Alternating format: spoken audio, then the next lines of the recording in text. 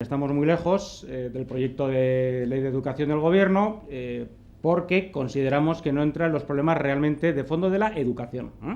Nos parece que en ese sentido va a ser una ley fallida, más, y que va a ser una ley prácticamente condenada al tío vivo de leyes educativas que estamos teniendo durante toda la transición. Tengamos en cuenta que esta ya será la quinta o sexta ley según cómo se cuenten, ¿no?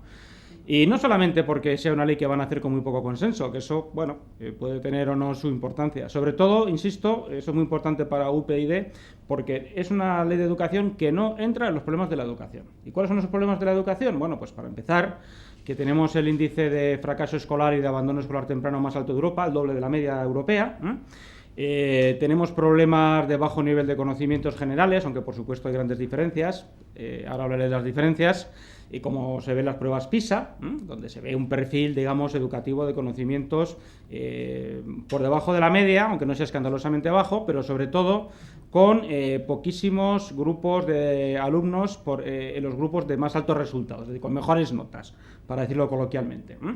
Tenemos un problema también de preparación probablemente del profesorado, que no está claramente diagnosticado. Igual es posible que habría que trabajar mucho más, en nuestra opinión, la selección del profesorado. Eso la ley ni siquiera lo considera.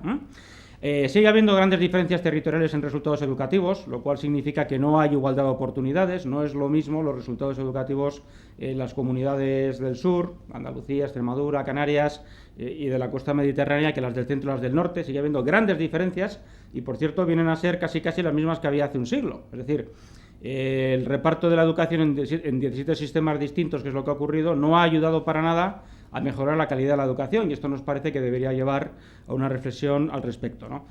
Nuestro partido es el único que propone en la actualidad una reforma de la Constitución para que la educación, entre otras cosas, vuelva a ser competencia del Estado, y ya sabemos que no se puede resolver esta propuesta en una ley de educación, pero sí nos parece un grave error profundizar en un modelo que ya ha demostrado que tiene fallos, que esta ley, que la LOMCE, no aborda, y que, como digo, para nosotros son sobre todo problemas educativos. Y para acabar de liarla, la LOMCE, además de que no resuelve problemas de la educación, introduce problemas donde no los había con la religión. Por supuesto, seguimos totalmente en contra de que la religión se evalúe como una asignatura más, y así está en el proyecto de ley. Pensamos que para eso era mejor dejarlo como estaba en la LOE, es decir, como una optativa para quien quiera, para cumplir los acuerdos con el Vaticano, que nosotros de todas maneras queremos revisar, porque nosotros defendemos una educación laica. Esto nos parece que es algo suficientemente claro, el significado que tiene, que es no evaluar las creencias religiosas particulares de nadie. Esta es la cuestión. Y también introduce la concertación de centros con segregación sexual, cosa que estamos completamente en contra. Nos parece que si alguien quiere ir a un centro de estas características está en su derecho, pero lo tiene que pagar él, y no puede haber ayudas públicas. Y finalmente también la cuestión de las lenguas, es decir, no se garantiza algo que no nos parece negociable, que es el derecho a que en las comunidades bilingües se puede elegir la lengua vehicular en la enseñanza, sobre todo la primaria, que es el periodo formativo fundamental, donde la lengua que se utilice en la enseñanza es muy importante para los resultados educativos y sobre todo pues para la educación de los niños. Y nos parece sumamente grave porque siempre se nos pone por delante el cumplimiento de las competencias autonómicas, cuando lo que estamos hablando es de educación y de derechos de los niños, de los escolares. Y no nos parece tolerable de ninguna manera que los derechos de los escolares y el derecho que tienen a ser educados en su lengua materna, si su familia se lo quiere, es un derecho básico, en nuestra opinión, inalienable, no se puede someter a las conveniencias políticas de los pactos entre el Gobierno y la Generalitat, entre el PP y CiU o entre quien sea.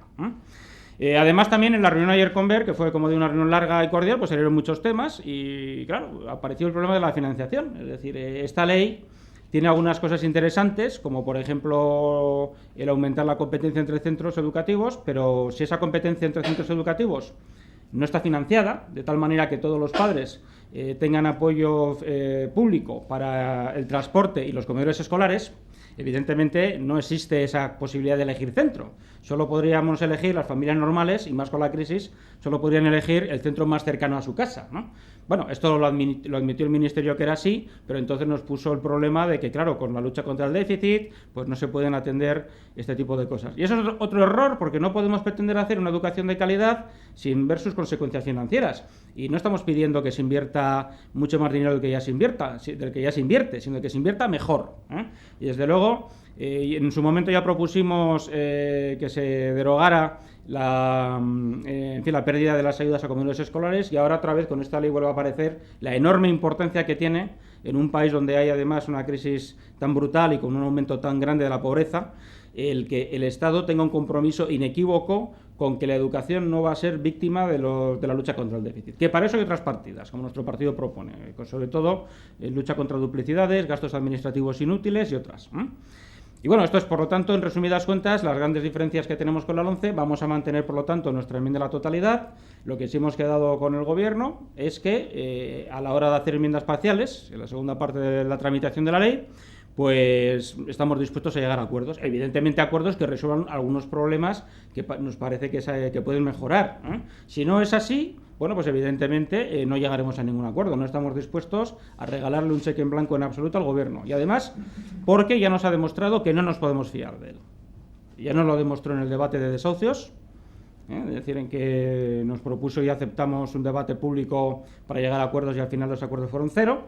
Y ya nos ha pasado con la ley de transparencia, que ha ocurrido exactamente lo mismo. Entonces, me gustaría que con la LOMCE no fuera la tercera vez, pero como no suele haber dos sin tres, pues francamente, aunque yo le veo al ministro Wert muy interesado en llegar a acuerdos y desde luego reconocemos su buena disposición, en lo que es la práctica política, lo que importa son los hechos. Y hasta ahora el Gobierno no nos da sino motivos para no fiarnos, y además nos parecería que estamos incumpliendo nuestra obligación con los votantes y con todos los ciudadanos a los que representamos, si creyéramos que esto iba a ser una especie de negociación fácil.